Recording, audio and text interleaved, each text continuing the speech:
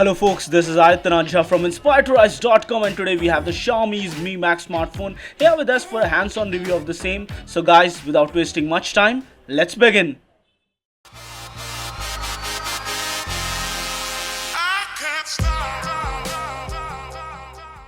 So guys, the Mi Max comes with a 6.44-inch Full HD IPS display, and it comes with Gorilla Glass 3 protection and a reading mode also, and it's a sunlight display, micro USB port and the speaker grill on the bottom of the smartphone. And apart from that, on the top we have the infrared sensor and the 3.5mm jack, and the camera is a little bit protruding out on the top, which can be seen. You have the fingerprint sensor on the back, and it has a nice metallic finish. The phone does feel nice to hold. On the left hand side we have the SIM tray slot, which is a hybrid SIM tray slot, and up to 128GB of micro SD card is supported on this one. On the right hand side we have the power button and the volume rocker, and this is a small comparison when compared to the Mi Max 2 smartphone. This is a huge smartphone when compared to the Mi Max 2, which has a 5.7-inch display.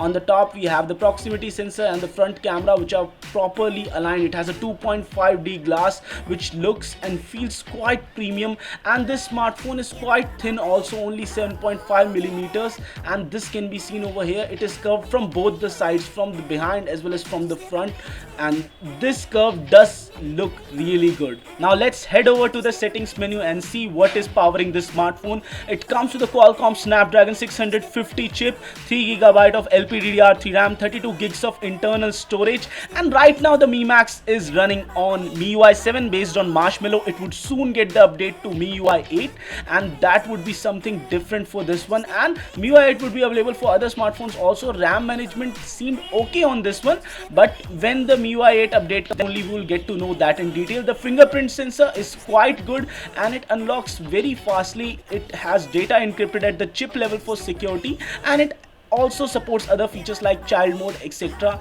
and you can secure those features using the fingerprint sensor. It worked almost every time we used it, and you also get this new addition to the MIUI 8 and to the Mi Max smartphone, which makes for good single-handed use. It's the quick ball, and the quick ball allows for a lot of different functions, and you can even customize all of those functions. You can set one function to back and set one function to maybe like lock screen and different options. You can turn on the shortcuts menu from the additional settings, so it's okay enough. One-handed mode on Mi Max is quite well thought, but still it's quite a big phone, and it comes with a 16-megapixel camera with f2.0 aperture and face detection autofocus. It comes with a two-tone dual LED flash. The front camera is a 5-megapixel f2.0 camera, and overall it's almost the same camera sensor as the Redmi Note 3. The errors, the bad things about the Redmi Note 3 camera are all still visible on the Mi Max camera, and there is almost no visible change. The camera on the Redmi Note 3 wasn't that bad. The Mi Max camera does look like a little bit better than that, but maybe that's all because of the software optimizations. Even the selfies had the beautify turned on to a very huge level, and when we reduced the beautify, the images were okay but not that great.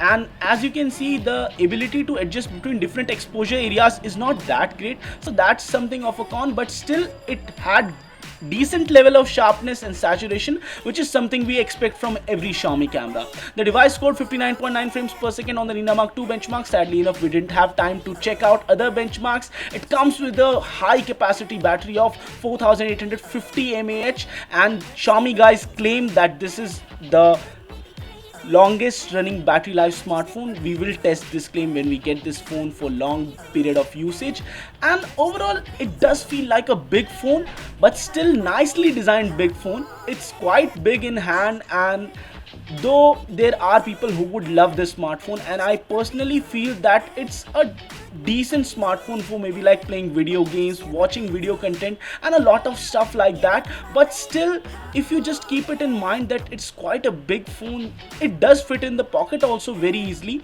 but it is definitely a big phone. Gaming would definitely be pleasurable on this one, and the display is also decent, though the PPI sharpness is a little bit down here. It comes at a price of 15,000 rupees for the 32GB 3GB RAM variant, and there is an additional 20,000 rupees variant, and people can also get the chance to win the Mi Max 100 devices will be giveaway, and first 10,000 Mi Max owners would get free access to Batman vs Superman. So guys, this was it for this video. In case you like this one, don't forget to hit the thumbs up and don't forget to subscribe to our channel. This is Ajha from inspiredtorise.com signing off, folks.